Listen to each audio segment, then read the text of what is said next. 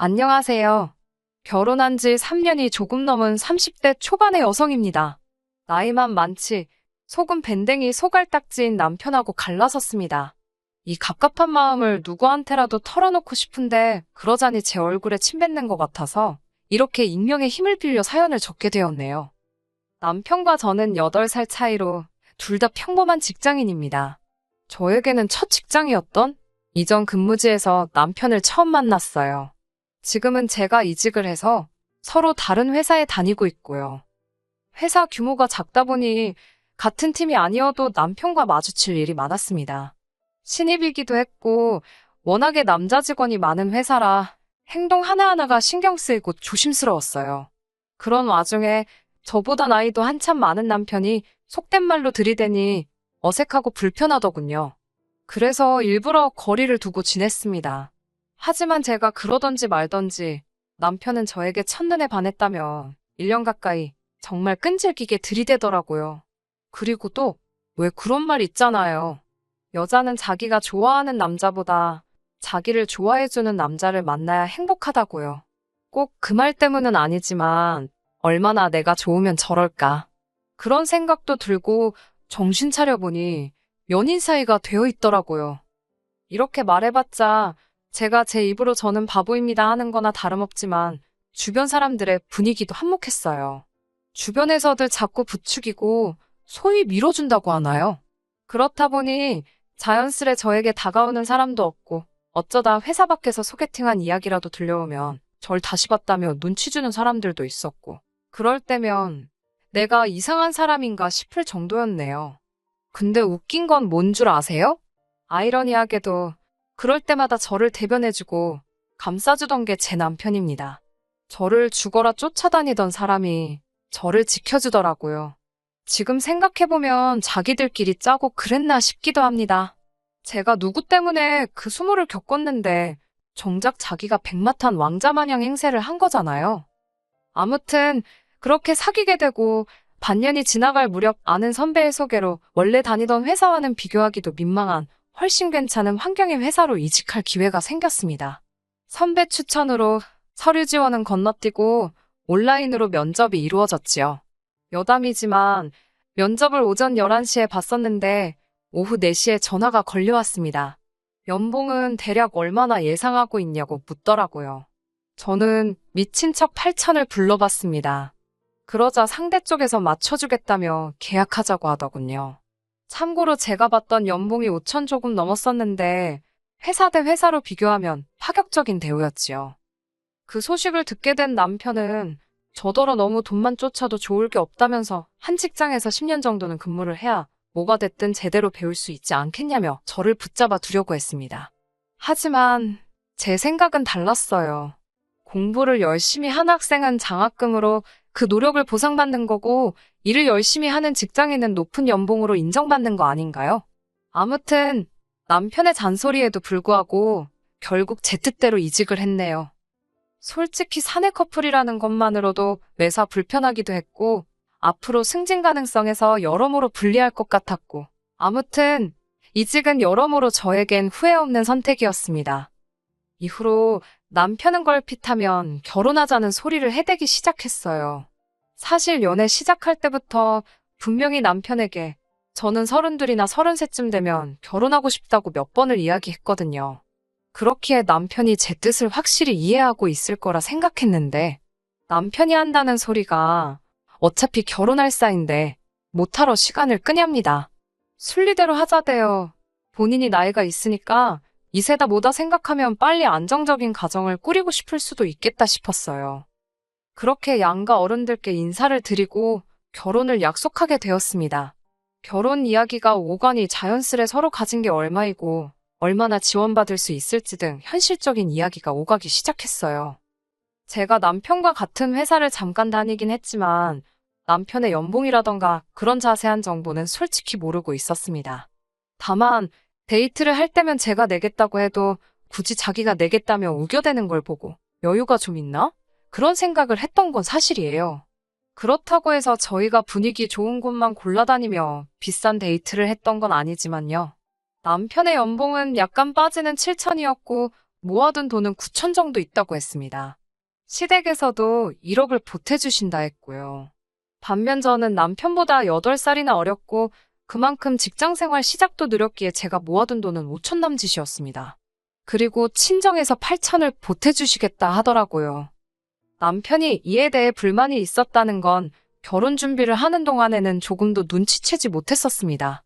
늘 괜찮다, 괜찮다는 소리를 입에 달고 다니던 사람이거든요. 대신 한 가지만 부탁한다면서 자기 부모님께 살갑게 대해달랍니다.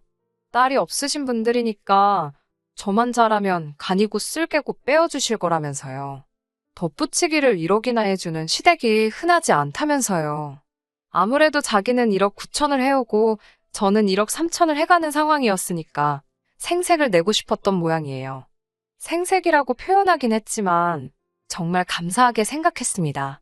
양가 부모님 모두 자식들 결혼시키는데 돈을 보태주시는 게 의무는 아니잖아요. 그래서 남자친구 말대로 어머님 아버님께 잘하겠다고 생각했습니다. 그렇게 저희는 서울 외곽에 있는 소형 아파트에서 전세로 신혼살림을 시작했습니다. 사실 이 아파트는 저희 친정부모님이 전세를 주고 계시던 집인데요. 원래 살고 있던 세입자분께 사정사정한 끝에 저희가 들어올 수 있었네요. 이제서야 말이지만 신혼집을 구하는 것도 쉬운 일은 아니었습니다. 저희가 가진 예산이 3억이 좀 넘었는데 거기서 그나마 결혼식과 혼수 등에 들어갈 비용을 제하고 나니 눈을 많이 낮춰야 하는 상황이었고요. 그렇다고 회사 위치도 무시할 수는 없었으니 여러모로 곤란한 상태였습니다. 그러자 친정언니가 그러면 부모님 댁에 전세 계약하고 들어오는 건 어떻겠냐고 먼저 물어봐 주더라고요. 사실 저도 그 생각을 안 했던 건 아닌데 아파트 자체가 부모님 재산이기도 하고 또 저에겐 언니도 있다 보니까 말을 꺼내기가 쉽지 않았거든요. 그런데 언니가 먼저 이야기를 해줘서 너무 고마웠네요. 아무튼 그렇게 부모님 아파트에 전세 2억 7천으로 계약을 맺게 되었습니다. 이후로 저는 남편과 약속한 대로 시댁에 가면 싹싹한 며느리로서 최선을 다했습니다. 딱히 어머님이나 아버님이 저에게 일부러 심부름을 시키시거나 곤란하게 만드시는 분들은 아니셨기에 잘해드리고 마음 써드리는 게 불공평하다 느껴지지는 않았습니다. 하지만 아무래도 아들만 둘을 키우신 분들이라 그런지 두 분 다 말투가 괄괄한 면은 있으셨어요. 그래도 이런 건 제게 큰 문제가 되지 않았습니다. 정작 이런 제 마음을 불편하게 만드는 건 남편이었어요. 저에게는 딸 같은 며느리가 되어달라던 사람이 정작 저희 친정에만 가면 무건수행을 하더라고요. 처음에 몇 번 갔을 때는 어색해서 그러나 보다 싶었습니다. 연애할 때도 말이 그렇게 많은 사람은 아니었고요. 그런데 결혼한 지 1년이 지나도 2년이 지나도 저희 친정에만 가면 말을 안 하는 건 여전하더라고요. 처음에는 저희 부모님이 저희 싸웠냐고 무슨 일이 있는 건 아니냐고 걱정을 하실 정도였지요. 그래도 지금은 누가 말을 걸면 말을 하긴 하는데 지금은 뭐 친정 부모님도 그러려니 하시고요. 반면에 저희 형부는 다릅니다. 제가 봐도 형부는 저희 집 아들인가 싶을 정도로 저희 부모님한테 잘해주세요. 저희 부모님이 어디 병원이라도 가셔야 하거나 힘드신 일이 있으면 누가 부탁하기도 전에 자기가 먼저 나서서 챙겨드리고 모시고 가고 그래요. 언니랑 저 둘 다 형부가 우리보다 낫다며 웃을 만큼이요. 그런 형부가 더 좋은 사람이고 남편이 나쁘다는 건 아닙니다. 사람마다 성격도 다 다르고 표현하는 방법도 다 다른 거니까요. 하지만 저희 부모님 입장에서 생각해본다면 그래도 누가 더 예뻐 보이겠어요? 저라도 형부를 고를 것 같습니다. 아내 된 입장에서 내 남편이 형부한테 밀린다고 생각하면 솔직히 기분이 별로 좋지는 않아요. 하지만 저도 눈이 있으니 보이는 게 있고 귀가 있으니 들리는 게 있지 않겠어요? 그래도 저부터 시작해서 친정 식구 중 그 누구 한 사람도 남편한테 장인 장모한테 그러지 마라, 그러면 안 된다, 삭삭하게 행동해라 그런 잔소리 한 사람 없습니다. 저는 원래 제가 약속했던 대로 시부모님께 잘해드렸고 그 점에 있어선 한 점의 부끄러움도 없네요. 그러다 남편과 크게 부딪히고 싸우게 된 건 2달 전 아버지 생신 때 있었던 일 때문입니다. 아버지 생신이었으니까 당연히 저희 부부도 가고 언니네 부부도 왔어요. 원래는 나가서 외식할까 했었는데 아직 환자도 계속 나오는 상황이고 하니까 아버지께서 집에서 먹자고 하시더라고요. 그래서 친정으로 모이게 되었지요. 도착하니 언니랑 어머니는 저녁 준비에 한창이었고 형부는 아버지 옆에 딱 붙어서 TV 보고 아버지랑 이야기하고 바쁘더라고요. 저는 남편한테 오빠도 저기 가서 같이 이야기하고 있으라고 한 뒤 바로 부엌으로 향했지요. 얼마 지나지 않아 식사 준비가 마무리돼갈 무렵 고개를 내밀어 거실을 바라보니 저희 남편은 TV만 보고 있고 형부는 베란다에서 아버지랑 같이 화분 정리를 하고 있었습니다. 아무리 재주가 없어도 가서 기웃거리고 도와주겠다는 신용이라도 좀 하지. 솔직히 그때는 정말로 TV나 보고 앉아있는 남편이 한심하더군요. 그래도 어쩌겠어요. 본인이 그럴 주변머리가 없다는데 뭐라고 할 수도 없고 냅뒀습니다. 이윽고 식사가 끝나고 아버지와 형부는 술 한잔 하겠다며 방으로 들어갔어요. 제가 남편한테 오빠도 가서 마시라니까 자기는 과일이 더 좋답니다. 눈치 없는 남편에게 저도 기분이 상해버려서 과일 먹고 싶으면 알아서 갖다 깎아 먹으라고 싸붙이곤 언니와 어머니와 함께 부엌에서 뒷정리를 시작했네요. 얼마 지나지 않아 안방에서 아버지와 형부의 목소리가 흘러나오기 시작했습니다. 두 사람 다 술이 들어가니까 목소리가 커져가지고는 밖에 있는 사람들도 두 사람이 무슨 이야기를 하는지 다 알 수 있을 지경이었지요. 형부는 아버지께 연신 감사하다며 정말 아껴서 타겠다는 인사를 드리고 있었습니다. 사실 아버지께서 얼마 전 형부에게 국산 중형차 한 대를 뽑아주셨거든요. 표면적인 이유는 형부가 승진을 해서였지만 사실 저는 부모님께서 줄곧 언니네 부부에게 차를 한 대 사주고 싶어 하시는 걸 눈치채고 있었습니다. 그래서 그 사실을 알았을 때 드디어 사주셨구나 싶었지 별다른 생각은 없었습니다. 20살을 간 넘었을 때 큰 병을 앓았던 언니는 그 이후로 체력이 많이 약해졌어요. 그렇다 보니 출퇴근하는 직업을 갖는 건 상상도 할 수 없었지요. 제가 알기로는 외주를 받아서 집에서 몸에 무리가 안 가는 정도로만 일을 하고 있습니다. 그리고 형부는 부모님이 안 계시고요. 이런저런 이유로 언니네 부부가 저희 부부보다 경제적으로 넉넉지 못한 상황이에요. 그래서 아버지께서 두 사람이 결혼할 때 많은 도움을 주셨던 걸로 알아요. 그러다 얼마 전부터는 언니가 병원을 다니게 되면서 차가 필요하게 되었는데 부모님께서 제 눈치를 보시더라고요. 마음 같아선 한 대 사주고 싶으셨는데 혹시나 둘째인 제가 불만을 가질까봐 걱정하셨던 거겠지요. 그러다 얼마 전 형부가 한 번에 두 직급을 승진하면서 아버지는 그걸 핑계로 선물이라며 차를 사주신 거고요. 솔직히 아버지 돈이잖아요. 아버지가 돈을 당신한테 다 쓰시든 기부를 하시든 아버지 자유지요. 부모님이 제 눈치를 보시는 건 뭐랄까 저에게 마음을 써주시는 거지 솔직히 제가 이래라 저래라 할 권리는 없다는 걸 잘 알고 있습니다. 하지만 남편은 저와 생각이 달랐던 모양이네요. 집으로 돌아오자마자 남편은 아까 그게 다 무슨 이야기냐며 저에게 따지듯이 묻더라고요. 저는 사실 그대로 말해주었습니다. 형부가 승진을 했다. 그것도 한 직급이 아니라 두 직급이나. 그래서 아버지가 기분 좋다고 사주신 것 같다고요. 그러자 남편은 누구는 승진 안 했냐면서 자기 승진했을 때는 아버님께서 고생했다 수고했다 말로만 그러시더니 형님은 차를 사주시냐고 왜 기분 나쁘게 차별을 하시냐입니다. 남편의 말에 어처구니가 없었던 제가 내가 차별한 것도 아닌데 왜 나한테 그러냐고 그러면 오빠가 아버지한테 전화해서 물어보라 했습니다. 왜 오빠는 안 사주냐고요. 그리고 아버지 돈인데 아버지께서 쓰고 싶으면 쓰고 말고 싶으면 마는 거지. 그걸 우리가 뭐라고 할 수는 없지 않냐고 써붙였어요. 그러자 남편이 한다는 말이 저더러 바보냐입니다. 아버님 돈이 나중에 다 제 돈이 될 건데 아깝지도 않냐고요.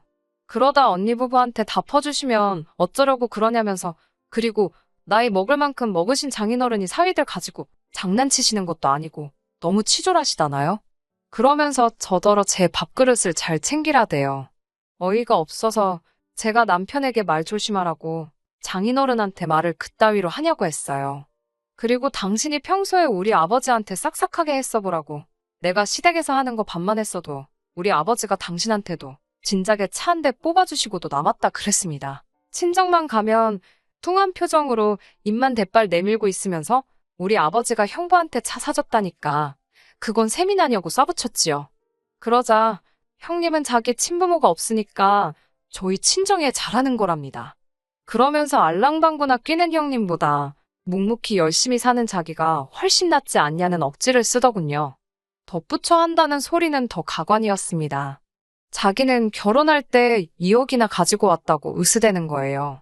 어이가 없어서. 솔직히 남편이 저보다 8살이나 많으니까 당연히 저보다 모아둔 돈도 많은 게 정상 아닌가요? 제가 너무 화가 나서 나보다 8살이나 많으니 당연한 거 아니냐고. 그리고 똑바로 말하라고 2억이 아니라 1억 9천이라고 따지고 들었어요. 무엇보다도 화가 났던 건 저는 뭐 몸만 시집 갔나요? 저도 1억 3천 해갔습니다. 그리고 이런 말 제 입으로 하는 건 정말 싫지만 연봉도 제가 많고 지금 사는 집도 친정부모님 소유고 진짜 눈에 뵈는 게 없다는 게 이런 기분인가 싶었습니다. 열받아서 남편에게 쉴 틈도 안 주고 다다다다 미친 듯이 사부쳤어요. 그날 밤 생각할수록 너무 정이 떨어지더군요. 나이값도 못하는 저런 인간하고 더는 못 살겠다 싶었지요. 진짜 갈라서 말어 그러고 있는데 아버지한테 전화가 걸려왔습니다. 세상에 남편이 기어이 저희 아버지한테 문자를 보냈더랍니다. 자기가 형님보다 못한 게 뭐냐면서 형님은 돈이 없어서 몸으로 때우는 효도를 하는 거고 자기는 2억, 그놈의 2억 타령을 또 했더라고요. 아무튼 2억이나 들고 왔고 지금 연봉도 얼마고 어쩌고 저쩌고. 아버지께서는 저희 남편이 그 정도로 마음이 상한 줄 모르셨다며 저희한테도 차 한 대 사줄 테니까 남편 마음을 잘 달래주랍니다. 하지만 저는 그 이야기를 들은 순간 이혼에 대한 확신을 갖게 되었네요. 퇴근하고 돌아온 남편이 제 눈치를 보면서 혹시 장인어른이 무슨 말씀 안 하시더냐고 묻길래 제가 준비했던 말들을 속사포처럼 쏟아냈습니다. 그놈의 1억 9천 지긋지긋하다고 그거 뭐 우리 아버지한테 빌려드린 돈이냐고 오만하면 그놈의 1억 9천 그까짓 돈으로 집도 못 구해서 결국 우리 친정부모님이 도와주셨는데 그래도 1억 9천 소리가 나오더냐고요. 진짜 찌질해서 못 봐주겠다고 이혼하자 했습니다. 그제서야 남편은 아니 왜 이혼 이야기가 나오냐면서 아버님 재산의 반은 어차피 제 건데 벌써부터 형님 차 사주고 처형 용돈 주시고 그러면 곤란하답니다. 미친 어이가 없어서 욕이 다 나오더라고요. 지 말대로 그게 내 거면 곤란해도 내가 곤란하지. 지가 왜 난리냐고요. 어이없어서 제가 막 웃으면서 그래 내 거지. 그게 네 거냐고. 왜 네가 나서서 난리냐고 그랬어요. 그러자 한다는 말이 부부재산은 공동재산인 거 모르냐길래 부부일 때 말이지. 근데 나는 너랑 이혼할 거라고 그랬습니다. 이후로는 뭐 말해 뭐 하나요. 한마디로 진흙탕 싸움이었지요. 나중에는 이 망할 인간이 한다는 소리가 막말로 장인장모가 당장 내일이라도 죽을지 어쩔지 누가 아냐면서 그리고는 까봤는데 재산이 이미 다 처형내로 넘어가 있으면 저만 X되는 거랍니다. 그러면서 이 하늘 아래 제 생각해주는 건 지밖에 없다네요. 진짜 또라이 아닌가요? 결국 양가 어른들까지 상황을 다 알게 되셨고 이혼하게 되었습니다. 시부모님께서는 나이만 먹었지 남자는 원래 어린애라면서 저한테 잘 가르치면서 살면 된다고 저더러 한 번만 품어주라셨어요. 그 이야기를 전해들은 친정부모님께서는 그 집구석은 딸 자식이 없으니까 그런 소리를 잘도 한다면서 결국 양가 어른들 싸움으로 번졌거든요. 진짜 사람이 나이만 먹는다고 어른이 되는 건 아닌가 봅니다. 지금도 생각할수록 진저리가 나고 욕만 나오네요. 염치도 없고 찌질한 인간 같으니라고. 더 웃긴 건 지금도 연락이 온다는 겁니다. 사람 진심을 왜 이렇게 몰라주냐고요. 계속 무시하면 지도 언젠간 지풀에 지쳐서 떨어져 나가겠죠 뭐. 끝까지 들어주셔서 감사합니다. 오늘의 사연은 여기까지입니다. 구독과 좋아요, 알람 설정 부탁드리고 더 좋은 사연으로 다시 찾아뵙겠습니다. 감사합니다.